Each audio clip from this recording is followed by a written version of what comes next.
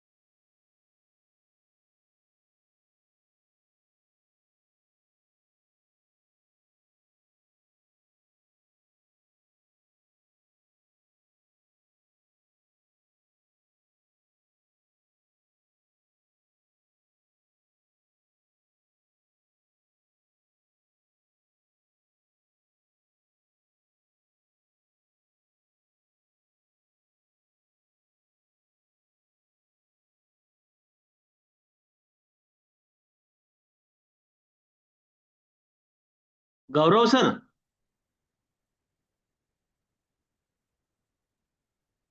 Hello. हा बोला sir. Sir माझी प्रेझेंट राहिली होती. हो करतो सर मी. काही इश्यू नाही. Thank you sir. Okay. Yes. Roll number 27. Yes sir. Start करू. Yes ma'am. Welcome to all. Welcome to specially Dr. B.K. Sakhale sir in afternoon session in 16th faculty induction program conducted by Babasaheb Ambedkar University, Chhatrapati Sambhajinagar. I am introducing Dr. B.K. Sakhale sir, which is qualification is M.Tech, PhD, FIE. Currently, sir is working as professor of food technology and head of the University Department of Chemical Technology, UDCT, and serves as Director Research and Development Cell at Dr. Babasaheb Ambedkar, Marathwada University, Chhatrapati Sambhajinagar, Maharashtra. He has also held key administrative roles as in charge director of GMNIRD and registrar of the same university. He holds a BTech and MTech and a PhD with specialization in food technology with 25 years of experience in teaching, research, and extension. His projects are supported by various national funding agency, AICTE, UGC, and ANRF. He is guided successfully 5 PhD scholars and 5 is ongoing MTech, MSc, and BTech students. He has published 89 research papers, holds 7 Indian patents, which is 2 granted, authored 4 books, and contributed 27 books chapters with publishers. He has presented 41 popular technical articles in national and international conferences.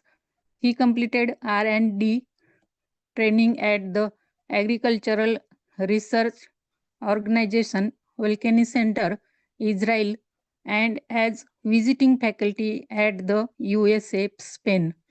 He contributes to academic governance as chairman member of BOS and ad hoc boards in several universities. His achievements include the Professor G.S. Sidhu Award 2018, Dr. J.S. Pruthi Award 2022 of AFST Mysore Best Teacher Award and CFT Ratna. He is a fellow of the Institution of Engineers FIE and life member of several professional bodies like AFST, NST, DTSI, and IEI. Currently, he is the president of AFST from 2022 till date. It is huge biodata, and we all hunger to listen his thought on today's topic. Thank you, sir. Please, sir, over to you. Thank you, madam, for nice introduction. Thank you, sir. Good afternoon to one and all. Good afternoon, sir. Today I will talk on the sustainable development in agriculture. This is the topic I have selected for your program. Which language will be better? English, Hindi, or Marathi, or mix? Mix, sir. Achha. Students from the faculty members from other states are also? Mix, sir. Okay. Bilingual, sir, English and Hindi. because Okay, some no of the problem. participants are out of Maharashtra. How many from out of Maharashtra?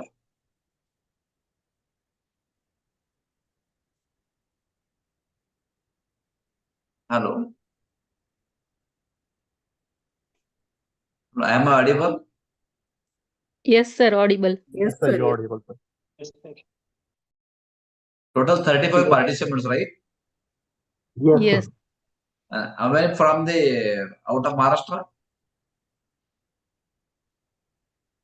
I think 50% are from Maharashtra. Okay. Okay, just we will have the introduction of this sustainable development. We are now hearing this word, that is sustainable development of the country in general. And there are 17 sustainable development goals that have been decided by this European Union.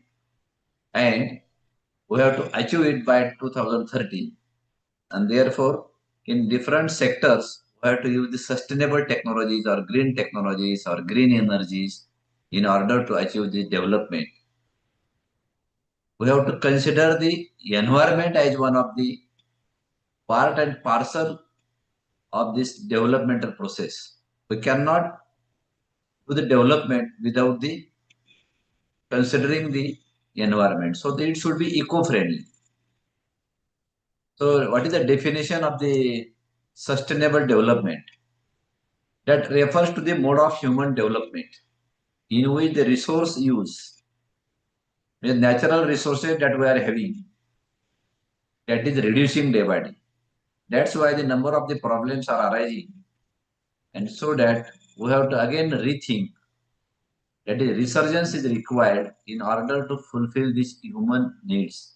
Human wants are unlimited. You are well aware of that. And therefore, we have to again give back to the nature so that this resource can be utilized effectively and efficiently, and that can be made available to the next generation. That's when definition it is will define that it aims to meet the human needs while ensuring the sustainability of natural systems. Sustainability means it should be made available for the next generation. We cannot finish it, so that we have to use it very carefully. That just like a land, forest, water, even good quality soils, or all these are localities, geographical conditions. All these are the natural resources, so that these needs can be met not only in the present but also for the generations to come. So how can achieve this sustainable development in agriculture? Because first sustainable development goal is no poverty. You are well aware that 37% of the Indian population is living under the poverty or below poverty line. So government is trying their level best by implementing the number of these schemes, or we can say the yojnas, in order to bring them to a above poverty line. And therefore, in order to make the development, nobody should behind. That's why we can say that the equal opportunity is to be given to all the sections of this population, all the segments of the population, so that major sector of this country is the agriculture. Because 65% population are living in the rural areas. Earlier it was 75%.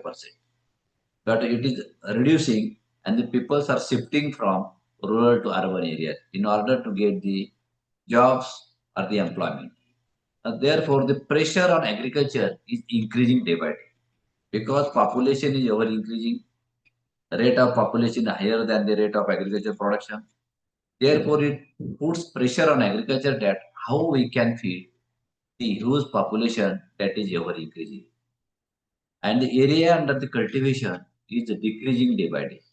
You all are aware that every day 3,000 hectares of the land that is a cultivable land is converted into a non-agriculture because of this ambitious project of the government, that is preparation of the dams, roads, DMICs, MIDCs, and so number of the projects are increasing these horizontal growth of the cities or urban population.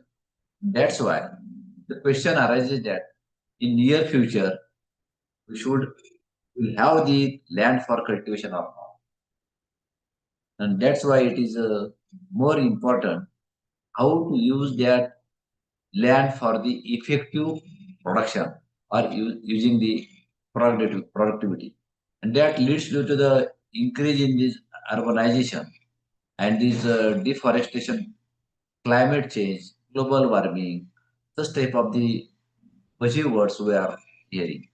And that's why the central government as well as the in collaboration with the European Union, we have thought that for the sustainable development of the world, we have to think again and we have to use these natural resources very cautiously and effectively so that we can recoup it and we can put it available for the next generation. So agriculture that India is the agrarian countries. That means our main or major population is dependent on agriculture. That is called the backbone of the Indian economy.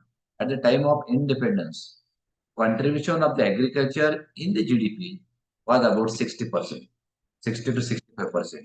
And the population engaged in agriculture was near about 75%.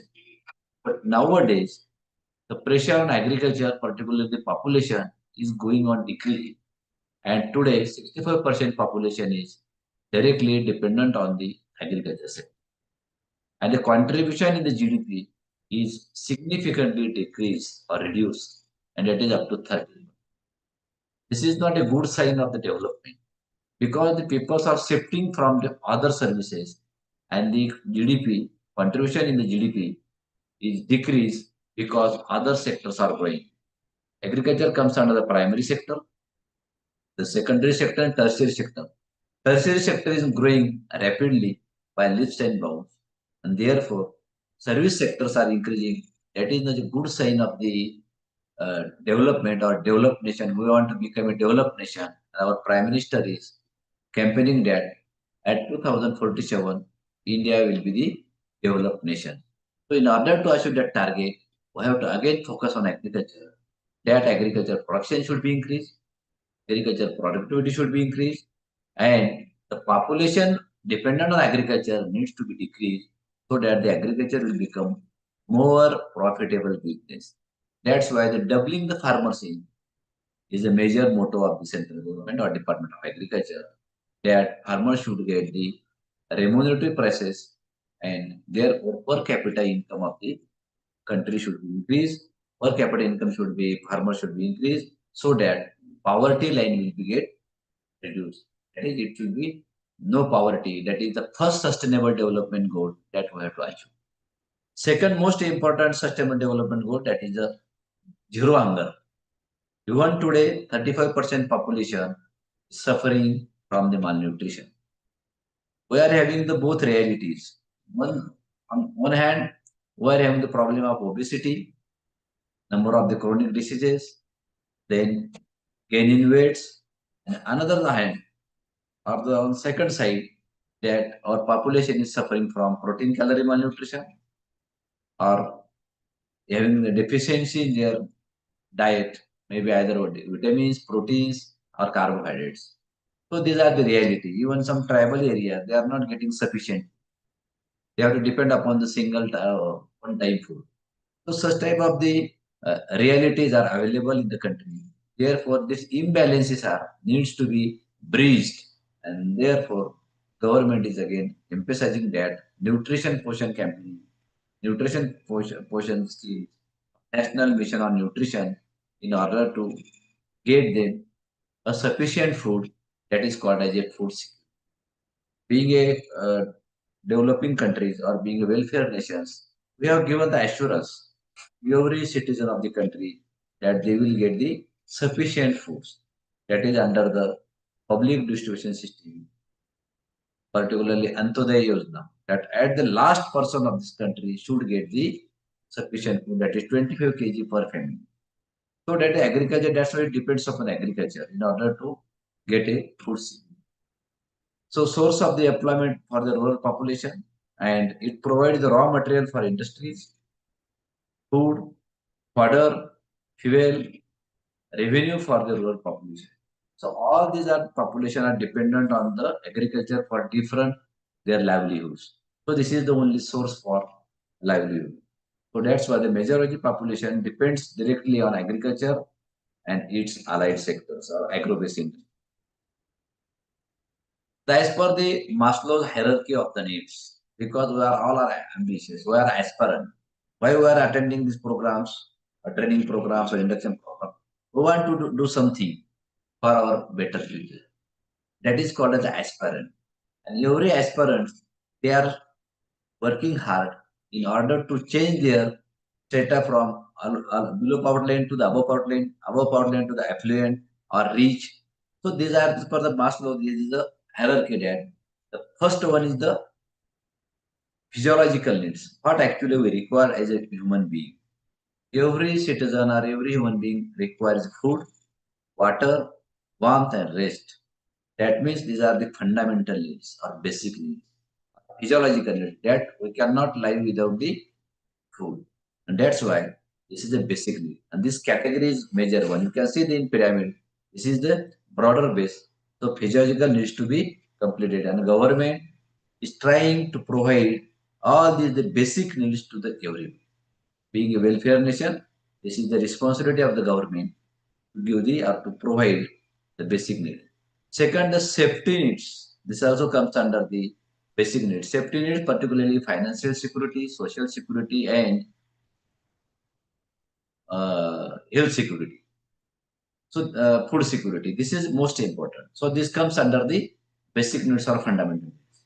Another need that is depend upon once these needs are satisfied, then all the persons are there running behind these belongingness and love needs, intimate relationship, friends, then esteem needs, prestige, feeling of accomplishments, then traveling to other countries, or these are the some psychological needs.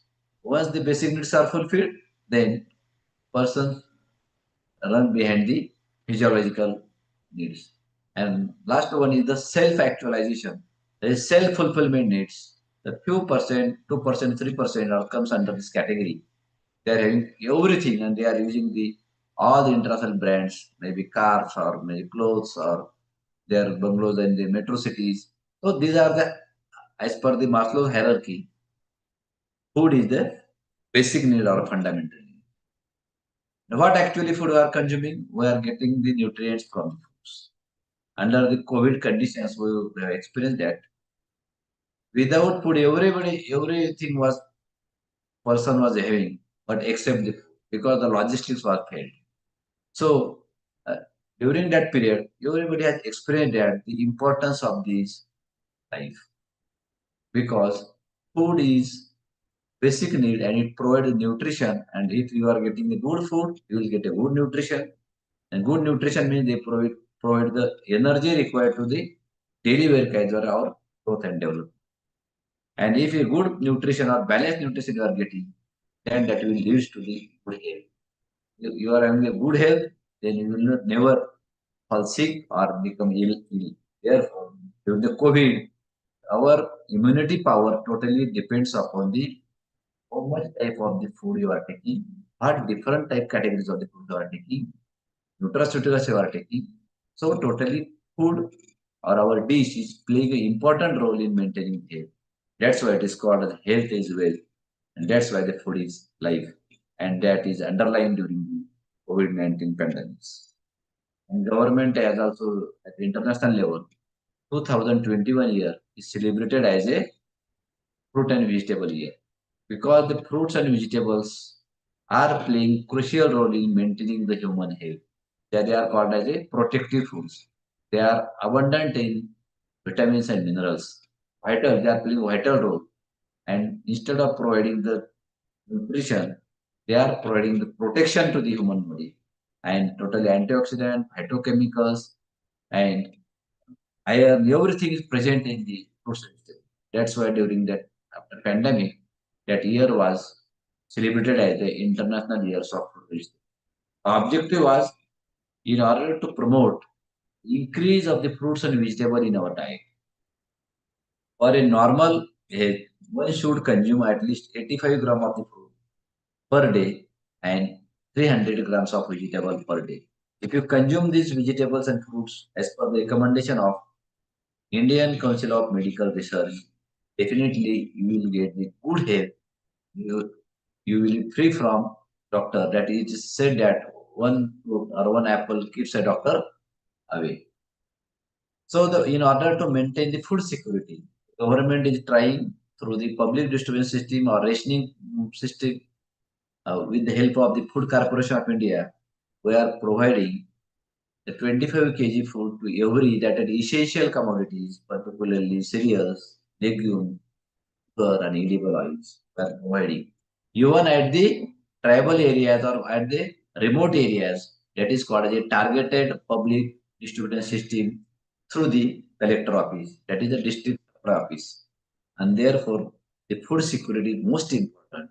It is a fundamental right of every citizen to get a sufficient quantity of the food in order to meet their daily dietary requirements. So, what is the food security? It exists when all the people at all time have physical and economical access. This is most important. Physical means we cannot give the money to them. Otherwise, they will not buy the food. So that we have to physical means we have to provide the grains, dals, then edible oils, sugars to them in physical form, not in the form of money. And economical access means it should be in affordable price.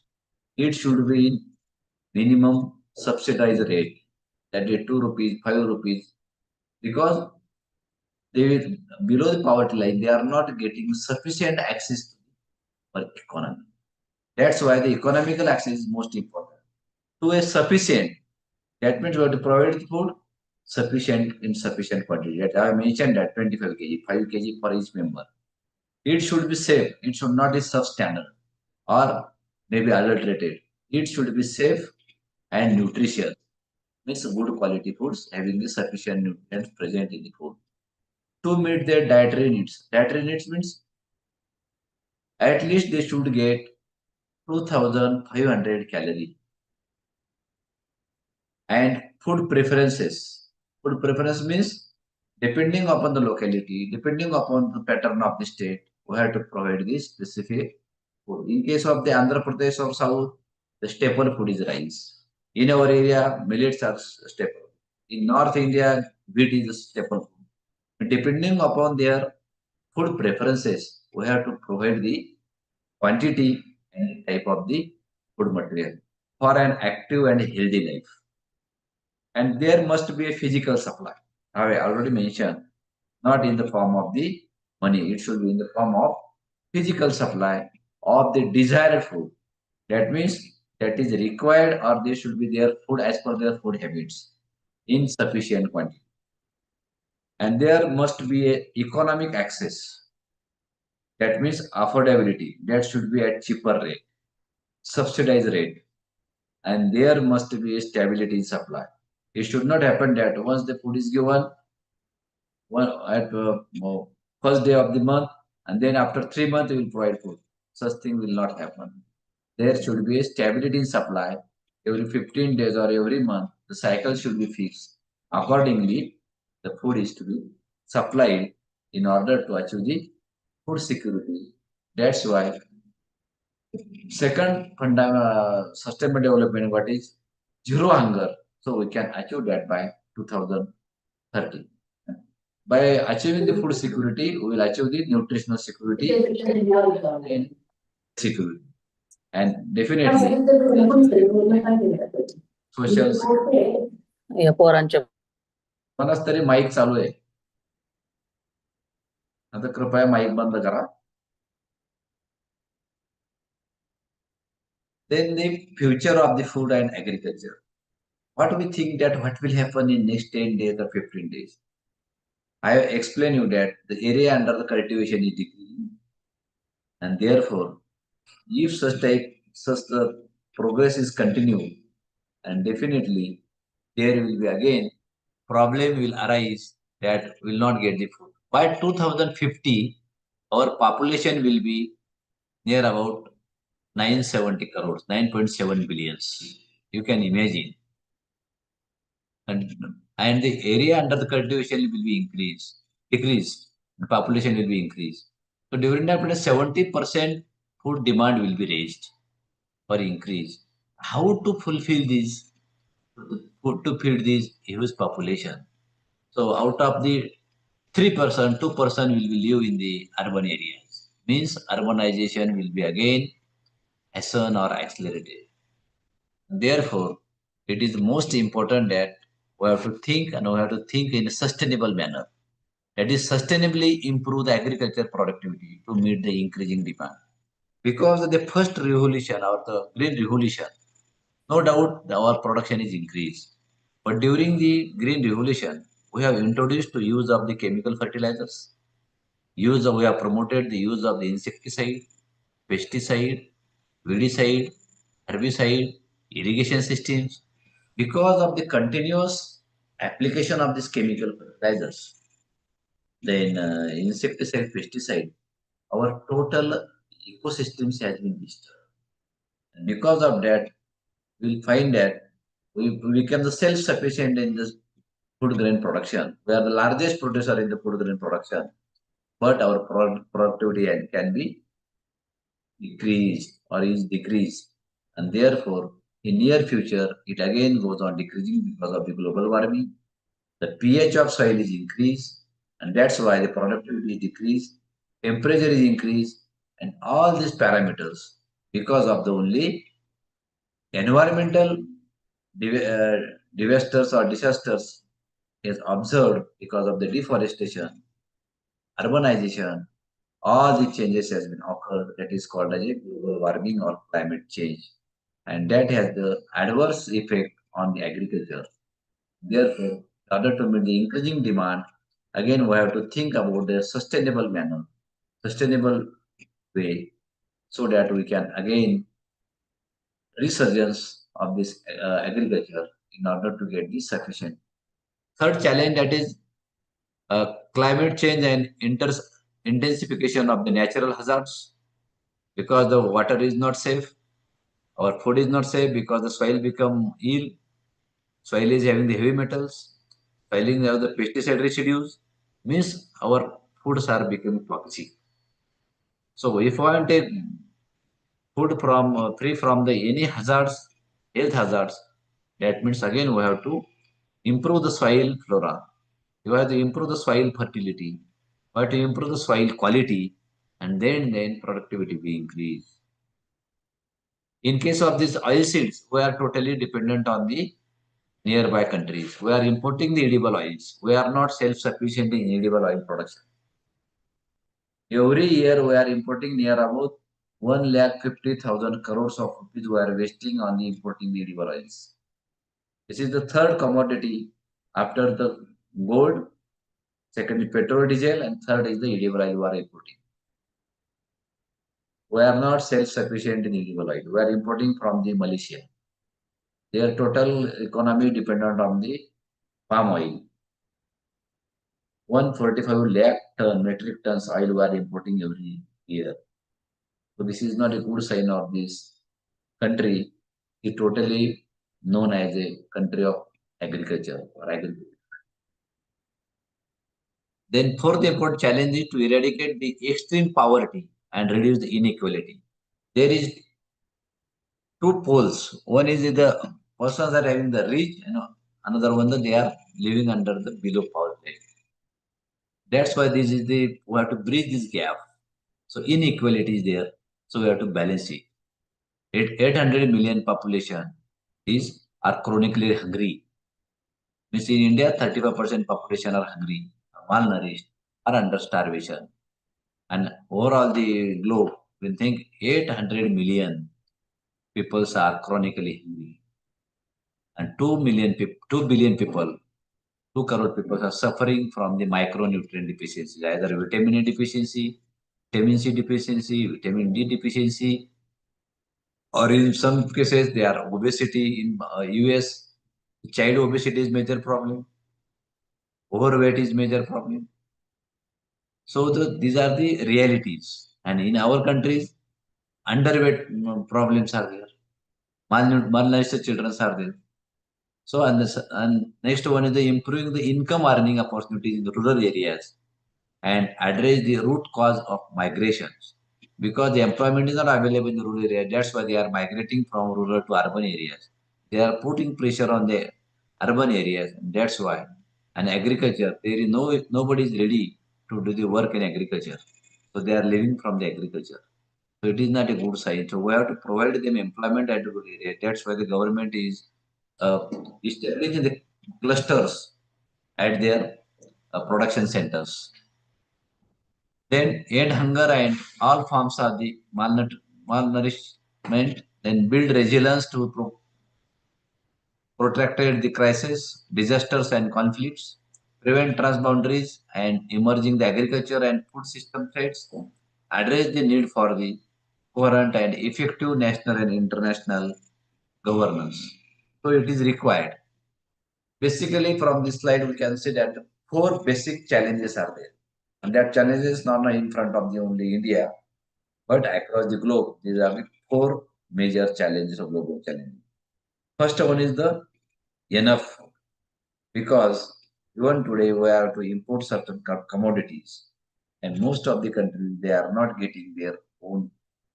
So in near future, 70% food demand requirement will increase by 2050. Therefore, enough food production is a major challenge. That is, we have to think about the sustainability in food production so that we can feed to the our huge population. We can remember during 1960 or 1970, during famine, we have imported the food from America under this US 480 scheme, PL 480 scheme. And during that period, they have introduced the wheat and corn to us. So these are the situation, and most of the African countries or the underdeveloped countries, they are facing the same problem. Fortunately, because of the green revolution, white revolution, yellow revolution, we are now become the self-sufficient in most of these food commodities. Now we are now Atmanirbhar in case of the food, but we are not self-sufficient or Atmanirbhar in the edible oils. खाद्य तेल, खाण्याच्या तेलामध्ये आपण अजूनही स्वयंपूर्ण नाही. आजही आपल्या खाद्यतेलाचं प्रमाण per capita consumption of edible oil is 14.5 kg per capita per year. If it is increased only the 0.5, then there will be a crisis of the oil in the country. And that's why Food Safety and Standard Authority of India, they are campaigning that consume the less oil. Thoda kam. Sugar and oil should be consumed in lesser quantity. So we have to think about the sustainable food production in near future. So accordingly, we have to implement these agricultural technologies. Second is the safe food. This is the major problem nowadays. Whatever you are consuming or you are eating, that is not a safe. Every food is having some artificial colors, flavors, heavy metals, hazards, pesticide residues, chemical fertilizer residues, so that we are consuming the toxins every day. So the food that we produce, that should be safe, it should be free from any health hazard, physical, chemical, microbial hazards, it should be free from any toxic compound or toxins. That means we have to improve the quality. That is important. The second challenge, to provide the safe food and nutritious food to our huge population. That means healthy foods. That will not provide only the nutrition. It also take care of the human health. That will provide this health protection along with the nutrition. This is the third major global challenge. And last one is good food. Good food means the food which is easy to digest, the food easy to provide the nutrition, sufficient quantity, and that should be a tasty, and that should be a toxin free. That is called as a good food. That should have the satiety value, that is easily digested, assimilated in the. These are the four major challenges of the world.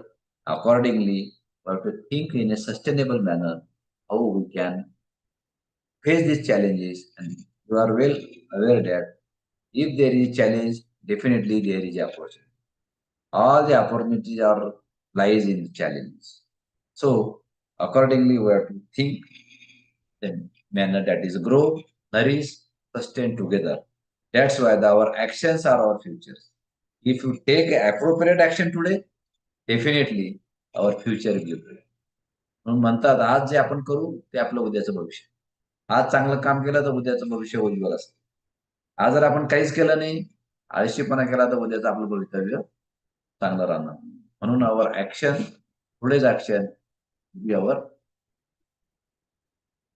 World Food Scenario, that is, it promotes global awareness action for those who suffer from the hunger and to ensure the healthy diet for all. Because Vasudeva Kutumbakam, our philosophy is that we are thinking of the globe, not only we are not having the narrow minded. We are thinking that we should be the part of the globe. That's why we have to think at larger level or broader level. As countries around the world suffered the impact of COVID-19 pandemic, and FIP has launched a call for global solidarity, help the most vulnerable people. Vulnerable people means children, women, elder people. They are comes under the vulnerable. To recover and make food systems more sustainable. Because of this lack of failure of the logistics, we cannot provide the food to the foreigners of this country or the globe. That's why number of times because of the logistic failure, and make food systems more sustainable, stronger, and resilient to the shocks. So during such famine, drought, or pandemic situation, our system should be ready in order to provide the food. The responsibility does not only lie with the governments. We cannot blame to the government. This is the joint responsibility, combined responsibility. We all have a role to play, from making food choices that improve the both our health and that of our food system sustainable. If we are having the food, but we cannot supply because of the one or more reasons. Therefore, only the having food with us, it not suffice, or it will not suffice, fulfill the purpose. And that's why the system should be again viable and vibrant. In 2023, after second COVID lot, the government of the world, that is the European Union, they have declared that the 2003 will be the International Year of the Millet. Millet means we are known for the millet growing country. Jwari, Bajri, Nathani, Ral, Bhagar comes under the major millets and minor. This is actually our staple food. We are not using the chemicals, insecticides, pesticides, irrigation to such type of the crop. Actually, they are the super. Nowadays, millets are considered as a super food or because they are rich in nutrients as well they are rich in the fat. And therefore, nowadays, for diabetic patients or for the heart patients, the millets are now found best one. They are reducing the cholesterol, they are reducing the blood glucose level. That's why everybody is now taking a roti, wheat roti or say of bajri, or consuming this millet, pseudo millet, rajgira, or podo millet. Such type of the millets are nowadays. According to the FAO 2050, the world's population will reach to 9.7 billion people, and there will not be enough fresh foods to feed them all. This is the reality. It is predicted on the basis of this population growth rate as well as the growth rate of the agriculture. It will be the direct result of the current food waste and loss practices. Nowadays, today, our losses is 30 to 40%. Our farmers are doing hard work, is producing the raw material, but because of the supply chain management failures, because of the inadequate processing facility, because of the marketing facility, he is unable to sell his produce at the right time and right place. That's why 30 to 40% losses are occurred, particularly in case of fruits, vegetables, and perishables. So it is around 1,50,000 crore. So 1/3 losses are there. So we have to reduce that losses and food be available, made available to the hungry people. At present, 1.3 billion tons of the foods are thrown in the trash each year, 1/3 of which are the fruits and vegetables. Our wastage is equal to the total production of fruits and vegetables of UK. The total production of UK is equivalent to our losses. You can think that how we are growing and we are not utilizing that. By 2030, the world should be free from hunger. That is Sustainable Development Goal 2. Nobody should be hungry in the globe or in the world. Zero hunger with objective of actions to make sustainable and healthy diets affordable and available to all. Therefore, food should be at lower rate. It should be affordable to the common man and affordable and available to all. Everyone should have access to safe, nutritious, affordable food at the right food. Nobel Peace Prize 2020 for World Food Program to combat the problem of hunger. So to prevent the leakages, malpractices in the public distribution system, ATM now have been introduced, like our automatic tailing machine or for money. That is a rice ATM machine. Just you have to use this card, you will get the that required quantity from this ATM rice machine. It is a experiment is done in the UP during the pandemic. Such type of that they are replicated in number of the districts at the across the country. Automatic grain dispenser is introduced by the Food Corporation of India in the UP, Karnataka, Maharashtra, Haryana, and Uttarakhand. And now the fortified rice. This is most important. The rice supplied through the public distribution system or the district supply officer of the collector office is not a plain rice, it is a fortified rice. Somebody, the news was there, or the fake narrative was there, that is the plastic rice. This is rice is prepared by using the extrusion technology. This is the new technology in which we can use the substandard rice or broken rice and we can add these nutrition to them or nutrients or supplement to them, and we can again by passing this through a extrusion machine, we can prepare this long kernel rice with a good quality nutrition that we can, that is part of fortified rice that's supplied to the 3 lakh school going children in 2018-19 under the World Food Program and State Rural Livelihood Mission. And now that rice is supplied through the public distribution system across the country. These are the revolution that we have experienced from the after the independence. First is the Green Revolution that took towards the self-reliant, particularly in cereals, that is wheat and rice. Then second is the White Revolution because of the significant contribution of Dr. Varghese Kurian. We are now able to get the sufficient quantity of milk every day. Now we are the largest producer of the milk in the world. Also, we are exporting these milk-based products to the other countries. Technology of these milk processing, devices of the milk processing, because of these new breeds or upgradation of this breed, that is called a New Jersey HF Buffalo's upgradation. That's why it could be possible. Then Yellow Revolution, that is related with this increase in the edible oil production. Government has just launched a new scheme, that is National Mission on Oilseeds, where till date we are not self-sufficient in edible oil production. Because most of these safflower, sunflowers, same, they are now endangered species.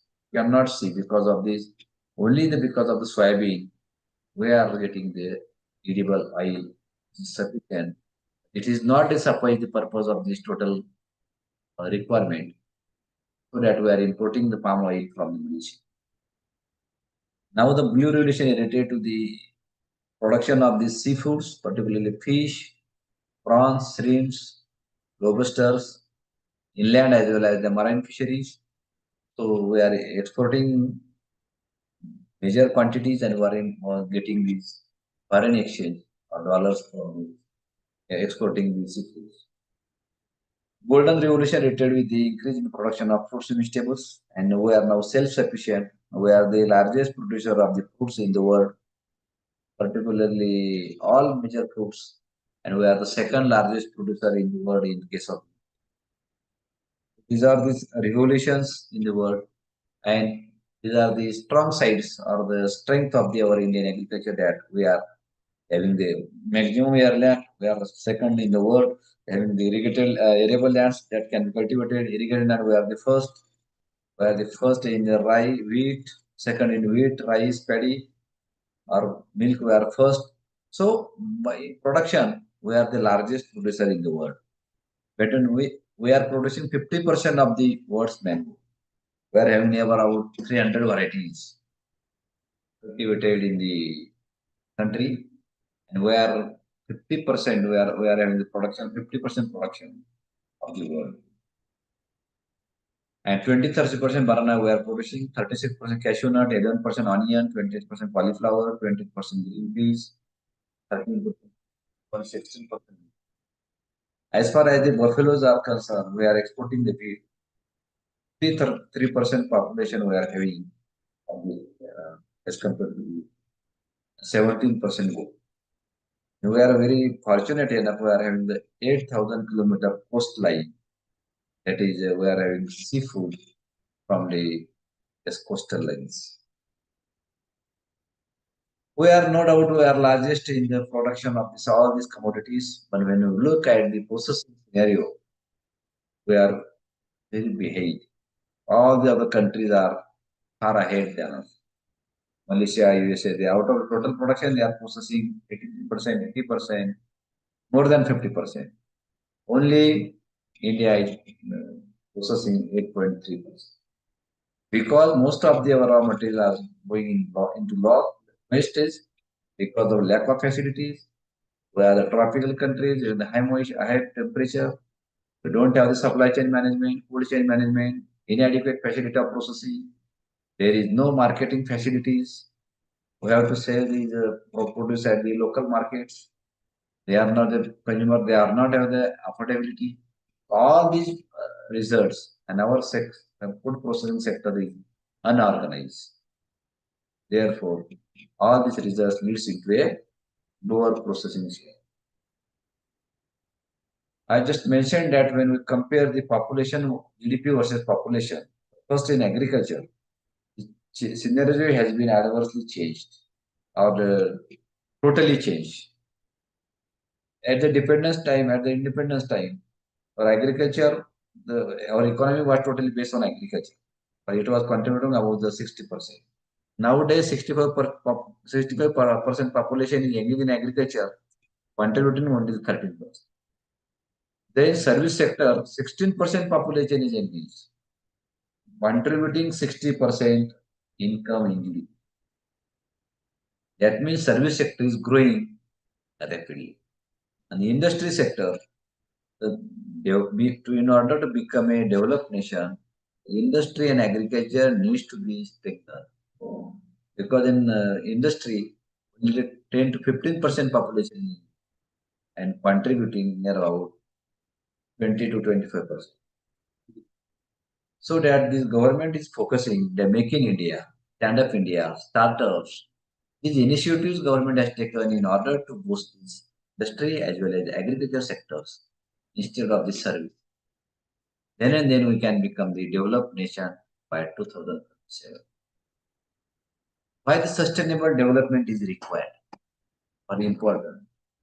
Because we have to protect the technological resources. In the Indian knowledge system we have introduced. The indigenous technology we have to protect. We are thinking about that. We are from the ancient, we have the technology that is transferred from one generation to another generation. Just like agriculture, Ayurveda, we are known for. But that technology should be scaled up, should be indigenous in nature, and we have to use it in a very sustainable manner. Accordingly, we have to implement it. Provide the basic human needs, agricultural necessity, accommodate the city development, control climate change, and sustain biodiversity. We want development, no doubt. But that development should be inclusive. That should be environmental friendly. we have to consider the role of the environment in the development. By cutting the trees, we cannot make a MIDCs or DMICs. So we have to maintain or we have to give the assurance population that if you cut the one tree, then we have to plant at least 10. Such type the initiatives are to take, otherwise again our planet will be devastated. How the role of technology is playing a crucial in sustainable development, particularly agriculture technologies.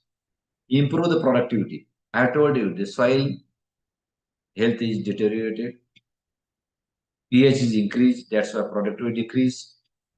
Water, soil, and water conservation needs to be done. We have to maintain the reasonable cost of food, fiber. You are adding the fertilizer, chemical fertilizers in order to get higher yield, but it has adverse effect.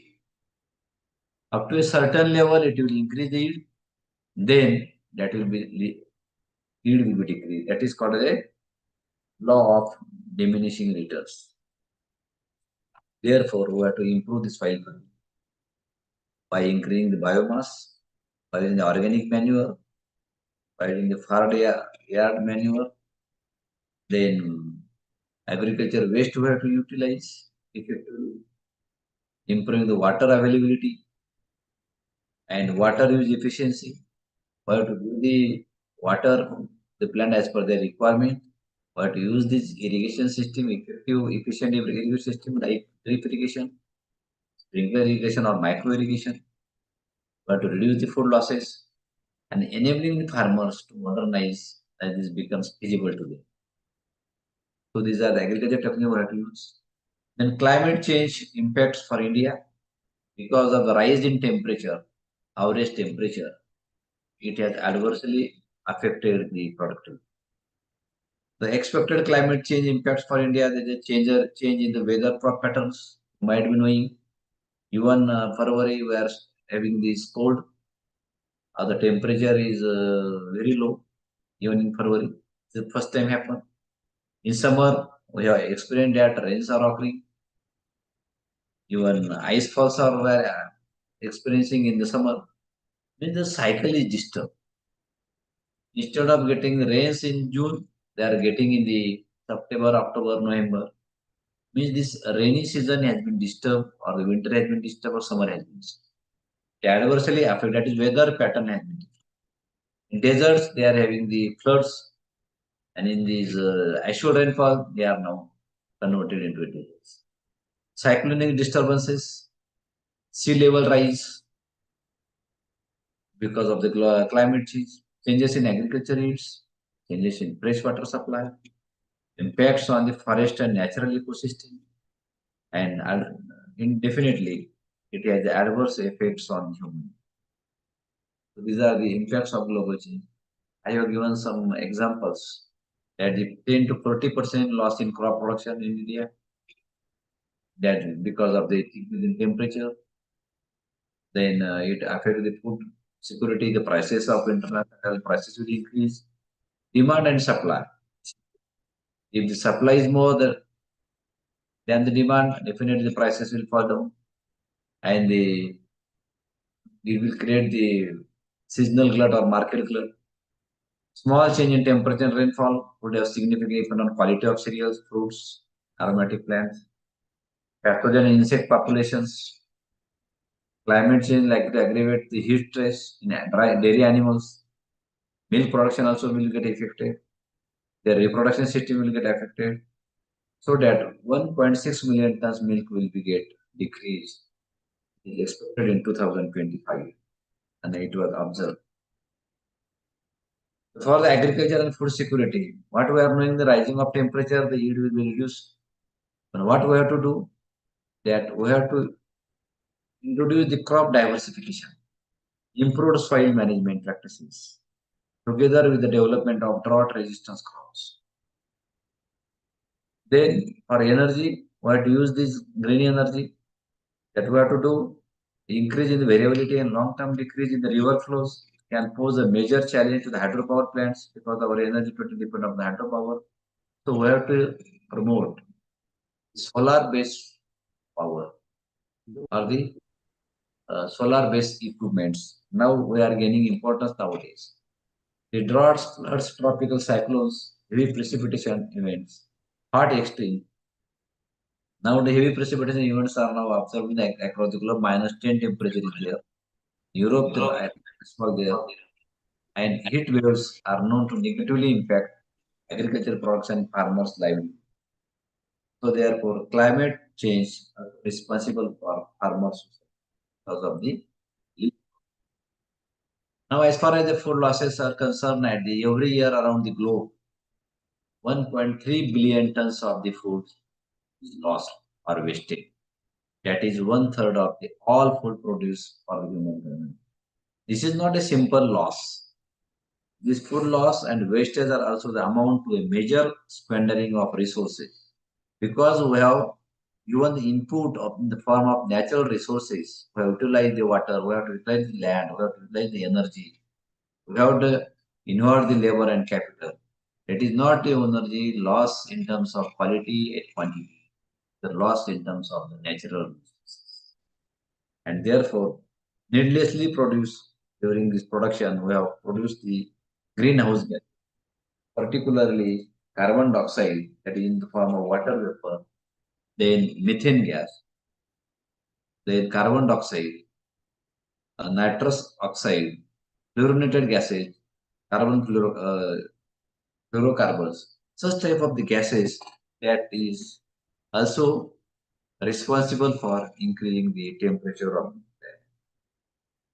This is the estimated losses I have mentioned that is India is on 40% losses after production. उत्पादन झाल्यानंतर ग्राहकाला मिळेपर्यंत हा जो मधला कालावधी या कालावधीमध्ये लॉसेस होतो इथे कोणाचेही कामी येत नाही total loss so that we have to recover that loss. We have to convert this waste into a wealth. That is called as a valorization of this culture produced into a value addition. This is the need of an hour. Therefore, we have to think about the technology that how we can increase these or we can add this value. The first we have to add the value to the agricultural raw materials, both wood and non. It's a biomass we can increase through their processing into a marketable, usable, or edible products. The example I would like to quote here: the sugar industry. Main objective of the sugar industry is to get the sugar, manufacture the sugar. But the waste and byproducts are the bagasse, molasses.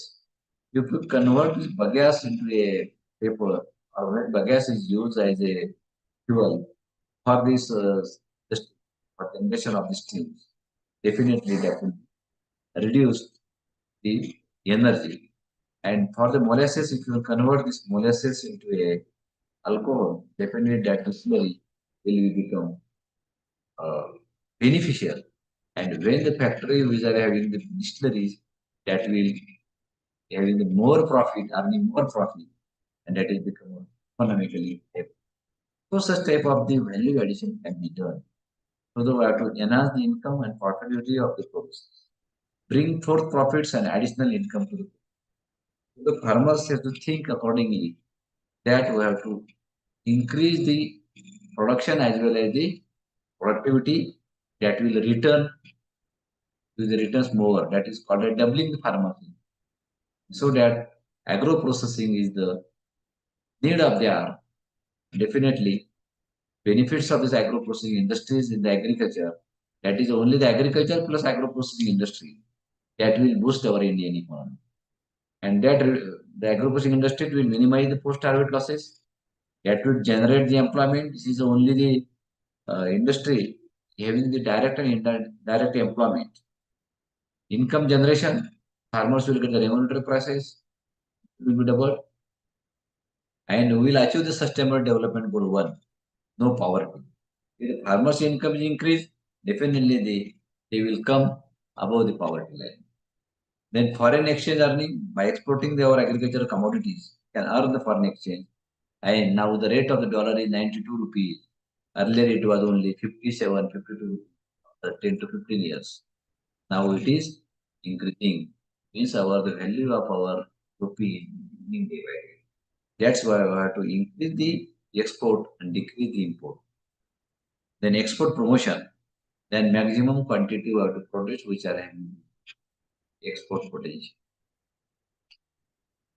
That means it is creating wealth that from their color. This is different sectors of the food processing or agri processing. And think fruits and vegetable processing, dairy, meat and poultry, fry, grain processing, oils and fats, alcoholic industries, consumer products, biscuits, snacks and beverages. And last during COVID, one sector has been emerged, that is health supplement. Because of what we are consuming today, deficiency in nutrition or health supplement, take the additional health. The India rising high on food demand curve because now we are developing. That's why we are having these means our level increase from the African countries. Earlier we were only dependent on the agriculture as only livelihood. Now India and China, Latin America, we are now in the line of that development. Again, Eastern Europe is ahead. North America, Japan, Western Europe, they're having diet of functional foods, organic foods, convenience foods, snacks, or prepared meals, processed foods. Till date, we are consuming fresh. That's why again there is scope to have a good quality. Now, what is the trend in the case of this post-COVID scenario? The consumers are demanding safe food, convenience foods, health or wellness. Instead of nutrition, they should get some anti-aging effect or anti-diabetic, organic food, all natural food, ready to eat, ready to cook, on-the-go food, functional foods, nutraceuticals, and use of the Swiggy, Zomato, such type of these e-commerce or IT platforms are now introduced in the after COVID. The scope of development of this agriculture sector in for a sustainable way. Adopt cooperative methods instead of individual farmer. He cannot apply this technology, advanced technology, because of this marginal land or the small land. Therefore, he can undertake this agriculture business under the cooperative sector. Credit facility we can provide. Agro-based industrial awareness. Efficient market system that will be organized one. Development of marketing strategies. E-marketing, that is e-commerce and digital marketing. Infrastructure development, that is the establishment of cold storages, processing facility, warehouses, and transportation and communication linkages. Use of this information communication technology for the agriculture. I have taken this Maharashtra's strength for this agriculture.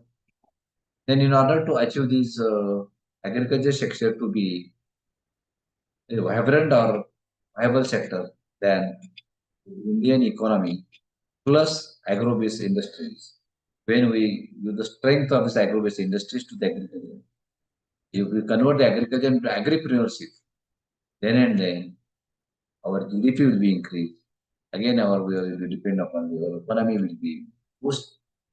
So agriculture needs to be converted into the agriculture business or the agri-entrepreneurs. How to achieve this? Because we have to develop the product, having the good label, green label, safe certification, attractive packages, package size, and branding is required. That's why our government is focusing, APED is focusing in order to create a brand in the international market. Government should buy, the other countries should buy our products. And the discount should be there, price should be affordable, there should be a quantity discount, credit sales, then place, the market availability should be there. That is supermarkets, hypermarkets, online markets, then many sales outlets, proximity to buyers, availability of products should be there.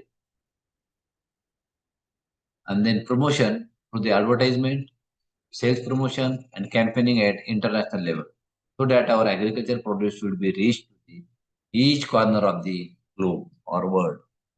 And the marketing strategy that we have to developed by using this ICT, that is website design, planning, Amazon, or these different types of the e-platforms.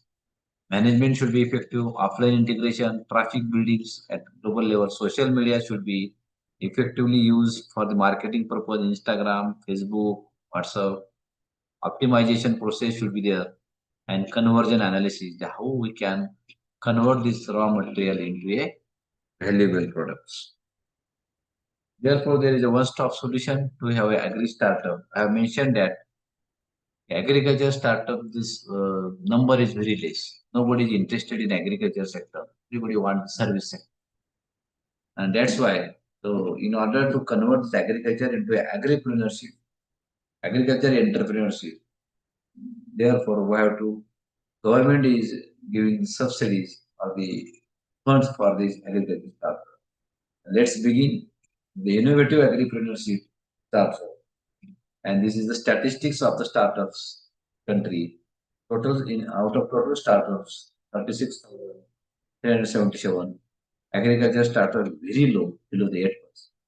So there is a tremendous scope in order to research and innovation that will be converted into a product and that incubated into a valuable product and service. This is the energy technology. This is the renewable energy. That in India, the energy is very costly. Particularly in copper industry, here about 8 to 9 rupees per unit. It is very costly. That's why cost of the product is very. Therefore, the energy should be, cost of the energy should be reduced. That's why we have to depend upon the renewable energy. Technologies that is based on this renewable energy to provide and improve the energy services for developing the world population. More efficient biomass tools to reduce the fuel use and reduce the hazardous smoke emissions. Therefore, simple motor-driven systems for pumping water or grinding grains to reduce the burden of this physically demanding task on women. And energy efficient pumps, fertilizers, and mechanical tractors. This is the example I have taken of one of the industry. They have reduced their fresh water consumption through the technological innovations, and they have the concepts of dry toilets for reduction of consumption of water. For gardening purpose, they were using these fresh water or drinking water converted into their used water. They have converted into the gardening purpose. So the employees' engagement, education through the poster screensaver, they have saved 22% water. That means 14,500 cubic meter per annum. Then the environmental technology, that technology we are developing, that should be environmental friendly. For many developing countries, provision of the basic water, sewer and refuse disposal services are major environmental priorities. These are the areas we are spending on environmental technologies. What are the electric power, chemical, petroleum, refining, steel industries, paper industries, food, textile, and other process industries? They are heavily producing these greenhouse gases. And therefore, we have to use such technology in such a way that will emit lower concentration of these greenhouse gases. So we have to develop this technology. We have to convert this waste to the energy. Hindustan Unilever Limited, located at Nashik, they have converted the waste into energy from the gas produced through the FIP plant.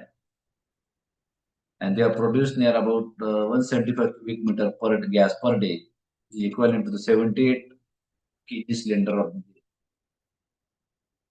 total investment. They have incurred about 56 lakhs. In 2030, they have extended their plant.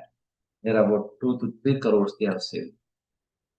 Technologies for local development, particularly for rural areas, or the community development, based on the project for resource efficient residential architecture. Therefore, green building should be there. Green technology should be used for this construction of the building. So solar greenhouses, zero energy cool chamber means there is a lack of this electricity or power, interest in power supply, load shedding is there. In such cases, we can use the zero energy cool chamber, just like a refrigerator.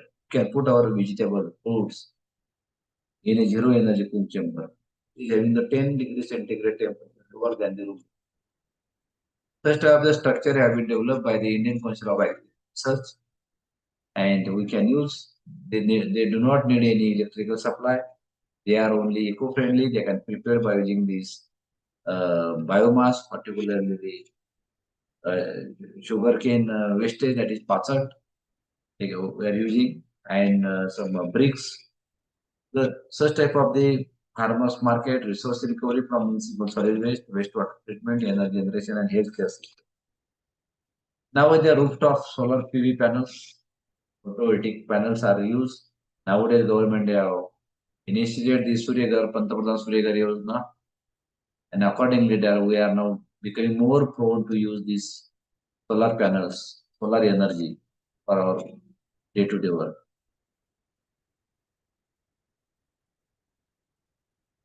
Now to energy efficient agriculture, we have to use this energy saving equipments in agriculture. Solar pumps are available nowadays. Instead of 3 HP motors, we can use the single phase motors based on the solar to increase the area under the biofuel cultivation, modification and irrigation facilities. These technologies are now coming up. Mitigation of the climate change. Forestation is required. Forestation is required because in the name of the development, we are cutting the trees. We are converting the agriculture into non-agricultural land. Therefore, the forestation is mandatory. Adoption of the community transport systems. Everybody is bringing the car to office, bike to office. 2 to 3 persons are coming from same area by using the individual vehicles. So that community transport should be promoted.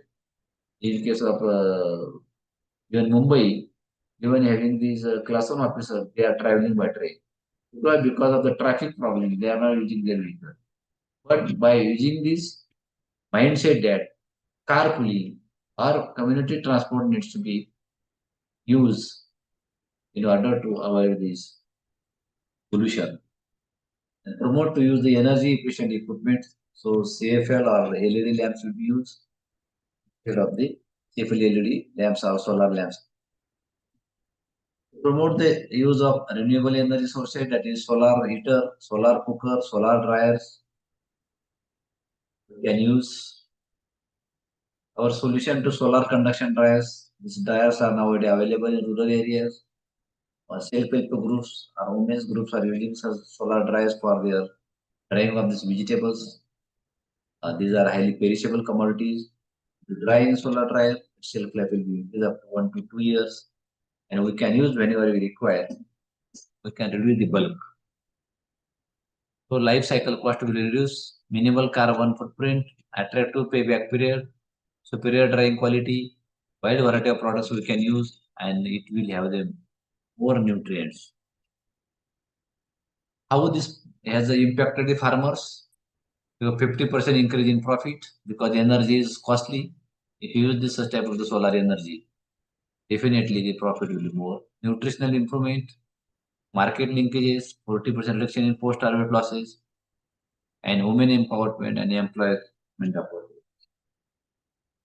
We are promoting to use the biofuels because it is permitted by the government that 5% we are using, it will increase up to 10%, so that pressure on the importing this petrol and diesel will be reduced. So that we are promoting the e-vehicles or the vehicles having the efficient fuel or 10% in the use of the 10% biodiesel.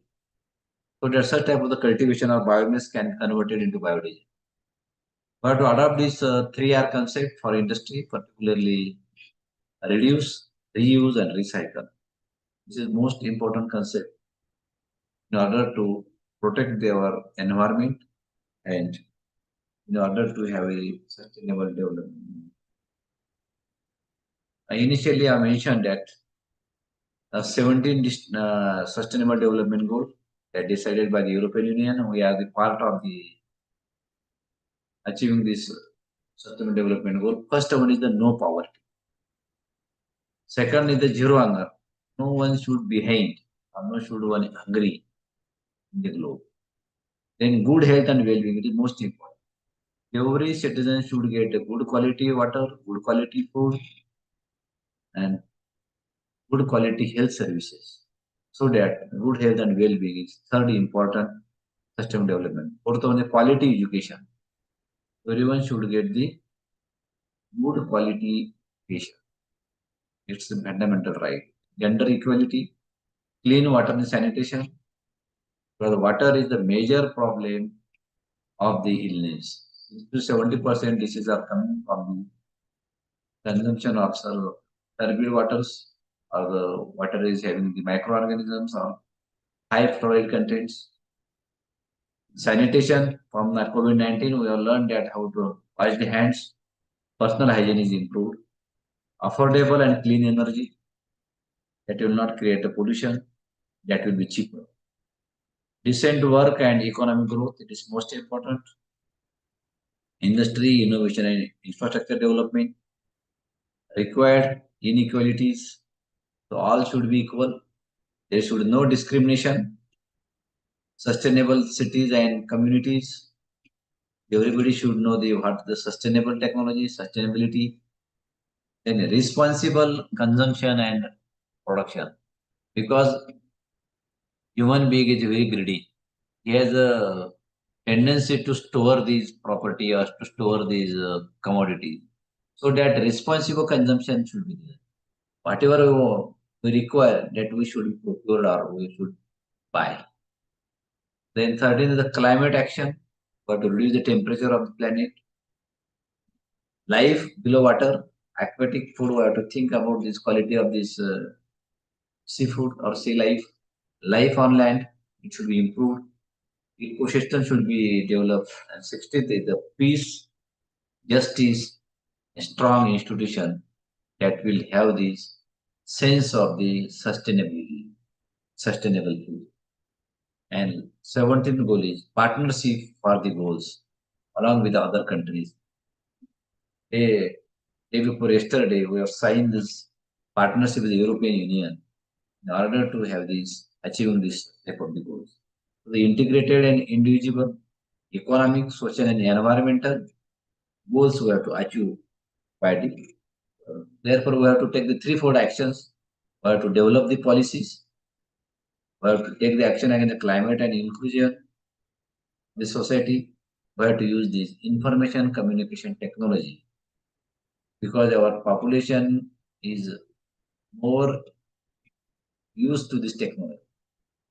Therefore, they can use this ICT for the benefit of this achieving sustainability. Policy reforms, investing the agro-rural development, research and technology, complementary investment, policy action, social protection, self-sufficiency, subsidy programs, wider agriculture market, regional and global initiatives, food, water, and energy security, that is pricing and subsidies, programs and regulations, engaging stakeholders, implementation of these policies, government policies, market integration, and cross-border sharing. Then second most aspect is the climate resilient agriculture. If soil pH is high, then we have to find out these varieties that will grow at a high pH and yield more. The integrated approach should be there, agroforestry systems, crop livestock integration. Population of the livestock goes on decreasing. Nobody is rearing these cows and buffaloes. Crop production, cropping pattern and rotation should be there. Instead of taking the cash crops, the legumes, cereals, and this should be rotated. Crop selection and plant breeding, efficiency and management, system of rice intensification, high density planting, ultra high density planting should be used, and pollination management. Because of this use of insecticide, pesticide, or honeybees are now considered endangered species, and therefore the apiculture or the honey production is significantly disturbed. At Baramati, this new institute is there, Indian Council of Agriculture is a National Institute of Abiotic Stress Management. How to grow good crop under arid condition, under the adverse condition. This is institute is studying the crop pattern, soil pattern, weather pattern, and type of the soil. Inclusive agriculture. Agriculture is not a single, it is related with the different stakeholders. That is farmers, fishermen, foresters, agribusiness and supply chain markets, financial sectors, insurance sector. So it is a blend of the different sectors. Then for human development, access to the education and health, knowledge and skill transfer, safety nets and social protection. So we have to make them aware how to use the technology, what are the different schemes, policies for their upliftment, for their socio-economic. Third important aspect, that is the use of ICT in food supply chain management for agriculture, for primary production, aggregation and processing, distribution. So the mobiles, everybody using mobiles, mobile apps are nowadays developed. So he can put his information in the app. A radio frequency identification is there.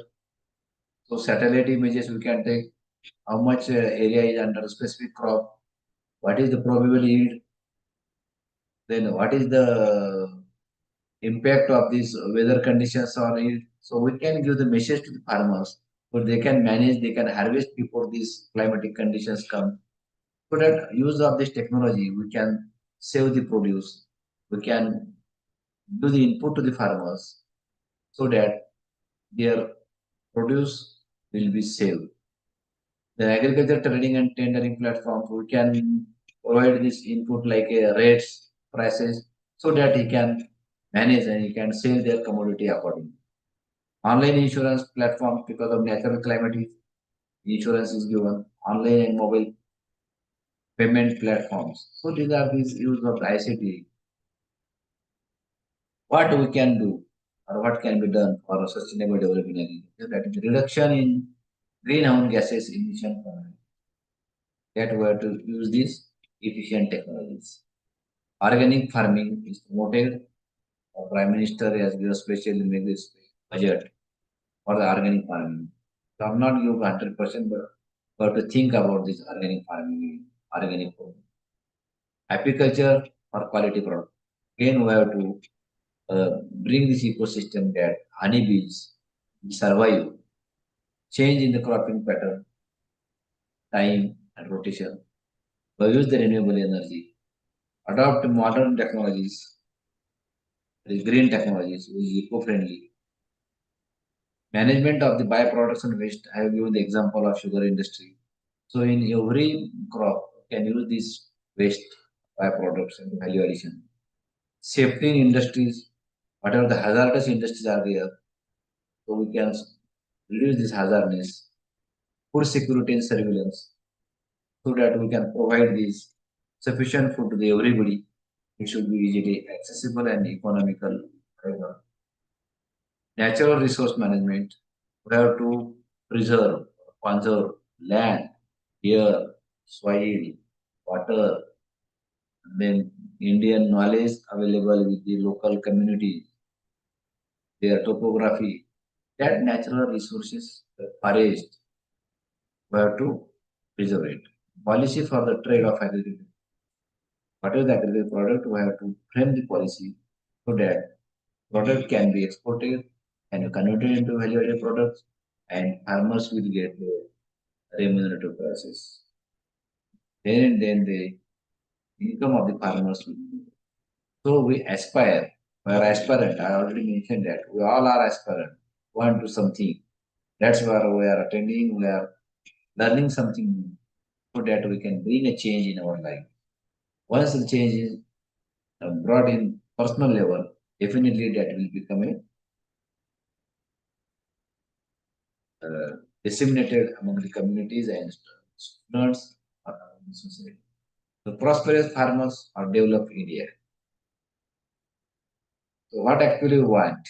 Whether we want is a planet which is devastated or a peaceful planet, green planet, eco-friendly planet. Choice is ours. I want to put here one quote of this Albert Einstein. for the innovation for a secure future. In order to have a secure future, what he has mentioned,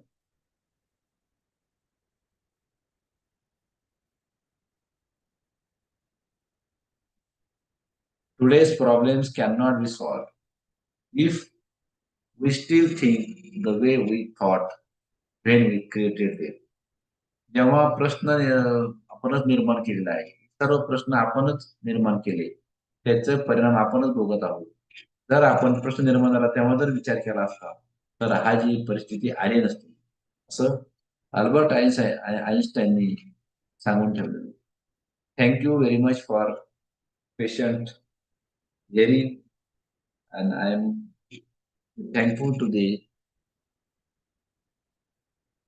Rafe and his team or from Alvia Mission Teacher Training Center for giving this opportunity deliver a talk on the sustainable development in agriculture.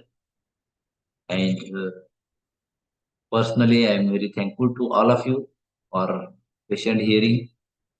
I don't know whether this topic is very useful to you or not, but this topic is most important as far as our development is concerned. And I tried my level best to put something new in front of you. Definitely, we will take it and definitely disseminate this knowledge. You can take action accordingly so that we can achieve this sustainable development in near. Thank you very much. Thank you, sir. Vote of thanks. Sir, you explain the topic sustainable development in agriculture. You start the topic with definition sustainable development and told importance of agriculture. It's very huge and helpful topic. So you explain food safety, food security, global challenges, and explain world food scenario, and explain revolution of green, yellow, blue, white, and golden, etc. It's why sustainable development is important. You discuss with us, and what to do for development challenges, role of technology, impact of climate change with example, and explain 17 SD sustainable development goals, ICT and food chain. What can we do for sustainable development? So it's very insightful lecture and healthy lecture. So thankful to you and thankful listeners. Thank you, sir. Thank you, madam. Thank you. मैं exit होगा था Rafe sir. Yes, sir. Yes. Thank you.